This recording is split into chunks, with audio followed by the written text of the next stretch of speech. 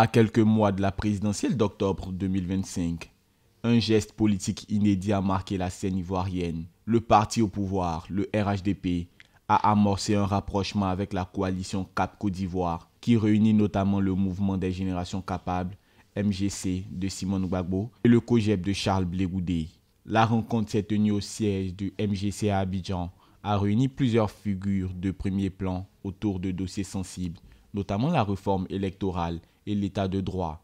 À l'issue des discussions, les deux camps ont convenu de la création d'un comité technique pour approfondir le dialogue. Ce premier contact, nous avons tenu à exposer à la délégation du RHDP les questions que nous évoquons toujours et qui concernent la réforme du système électoral.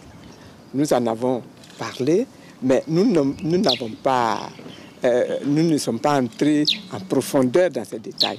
Nous sommes tombés d'accord que c'est la première rencontre, que nous allons avoir d'autres rencontres et que nous allons approfondir ces questions-là. Ce développement intervient dans un climat politique encore marqué par la méfiance. L'opposition continue de dénoncer un processus électoral jugé inéquitable et pointe du doigt l'absence de garantie sur l'impartialité des institutions. Le souvenir des violences post-électorales 2010 et 2020 reste vivace et le RHDP, fort de sa majorité au Parlement, est souvent accusé de verrouiller l'espace politique. Dans ce contexte tendu, l'ouverture d'un dialogue formel apparaît comme un signal d'apaisement, mais celui-ci ne portera ses fruits qu'à condition d'être suivi d'engagements concrets. On a surtout parlé de l'état de droit. Nous avons parlé donc du respect des engagements que nous prenons tous, pour dire juste que lorsque nous allons prendre des engagements, il faudra qu'on les respecte. Pour Simone Gbagbo, cette rencontre est un premier pas vers une écoute mutuelle. Si les aspects techniques de la réforme électorale restent à discuter,